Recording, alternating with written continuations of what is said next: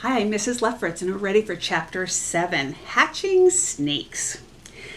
Now that I was pretty sure our barn wasn't going to burn into flames, I needed to help the dragon. His tiny body lay there like a little lump. Poor thing. I circled him a few times. At first, I thought he might have a cold, but he didn't cough again. I flipped through my mom's science journals. There weren't any entries on dragons. I was stumped. I set the journals on the desk, which knocked my thinking goggles to the ground. Perfect! I dusted them off and popped them onto my head. I could feel a memory tickling my brain right away. Something that had happened last summer, something with the forest. That was it! Last summer, Mom and I were on a walk. Sassafras, who never missed a good hike, stopped in his tracks by a pile of rocks. He wouldn't budge. Mom knelt down to see what was so captivating. Zoe, do you see the little head peeking out of that egg? These snake eggs are hatching. Let's watch.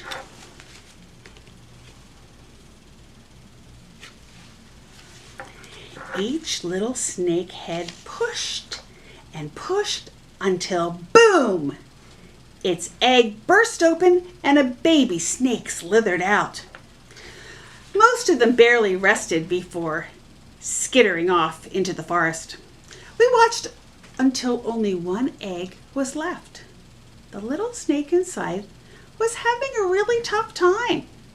Once he popped out, he lay there without moving. He was so much smaller than his brothers and sisters. What's wrong with him? I looked around. Where's their mother? Why isn't she helping them? Snakes aren't mammals like us. They're reptiles. They have scales, and the mother snake laid eggs. Remember how reptiles rarely take care of their babies? I did remember reading that, but now that I was seeing it in person, it seemed cruel. But they're so tiny. They can't take care of themselves. How will they know what to do? Even though they're small, they're born ready to take care of themselves. They know how to hunt, to feed themselves, and how to hide to keep themselves safe. I looked down at the tiny, weak snake. What will happen to this one? He's so small. I frowned. He seemed sick. When animals have a lot of babies at once, sometimes there are a few that aren't as big or as strong as the rest. Some people call them runts. I'm sorry to say it, but they usually don't survive. A tear rolled down my cheek. Staring down at that tiny little snake and thinking of him dying was just too sad. Mom gave my shoulder a squeeze. Why don't we give this snake a little help? We could make his first meal nice and easy. It might give him a boost. Many baby snakes like to eat worms.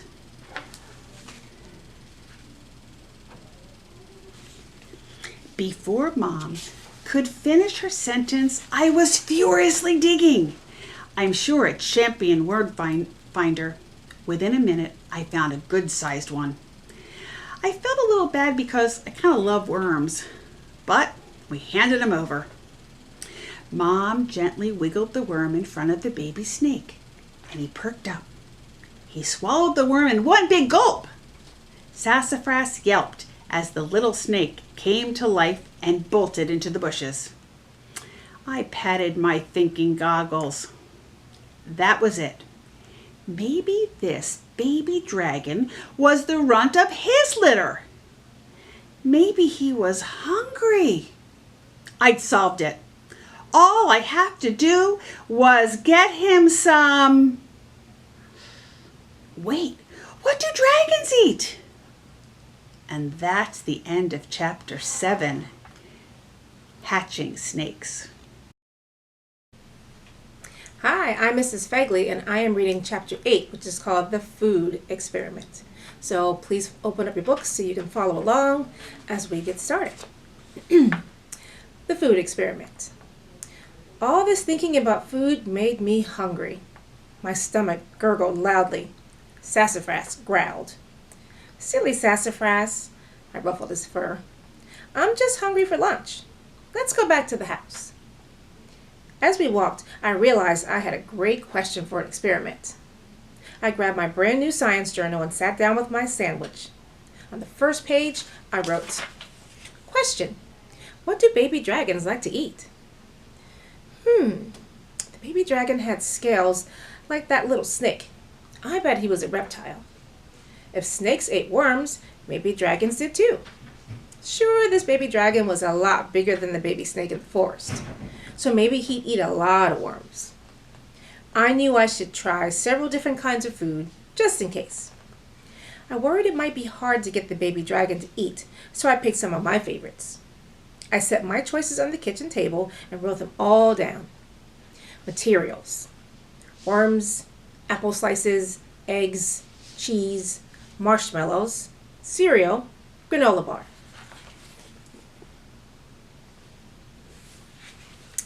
Now to make a guess. I would eat the marshmallows, but that baby snake ate the worm as if it tasted like a marshmallow. I shrugged. Maybe worms were like the reptile version of marshmallows? Hypothesis. I think he will eat worms. Sorry, worms. Now I needed to set up my experiment. Every time I'm experimenting, my mom always tells me the exact same thing. Remember to change only one thing and keep everything else in your experiment the same. And by every time, I really mean she says it every time. I wanted to change the kind of food I was giving him, so I needed to keep everything else the same. I got 7 of the same white plates out of the cabinet. I measured out the same amount of each kind of food, 1 kind of food per plate. I grinned. This experiment will make my mom happy. Materials: worms, apple slices, eggs, cheese, marshmallows, cereal, 1 handful of each, granola bar, and 7 white plates, the same size. Next, I decided what my steps would be. Number 1, set 1 handful of each food on each plate at the same distance from the baby dragon. 2, step out of the pen and watch him. 3, write down what he eats. All set. I gathered my supplies in my arms and tucked my science notebook under my chin. When Sassafras and I got to the barn, I was surprised to see that the dragon was looking around a bit. Hey, little guy, I said softly. I've got some foods here for you to try. I set each plate of food the same distance away from the dragon. He watched me with big, curious eyes. Once everything was in place, I stepped out of the pen to take notes. The baby dragon got up and carefully licked the food on the first plate. The cereal stuck to his tongue. He scrunched up his face, jumped back, and pawed at his tongue. Whoops!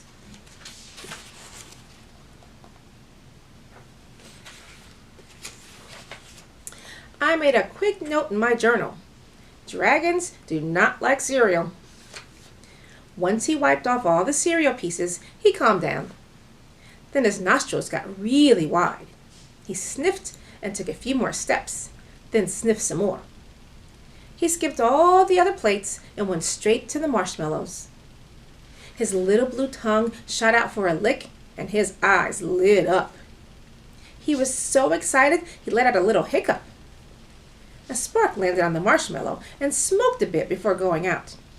The dragon immediately gobbled up the toasted marshmallow. I had to giggle. Roasted marshmallows are the best. I bet he would really like s'mores. I wrote down my conclusion.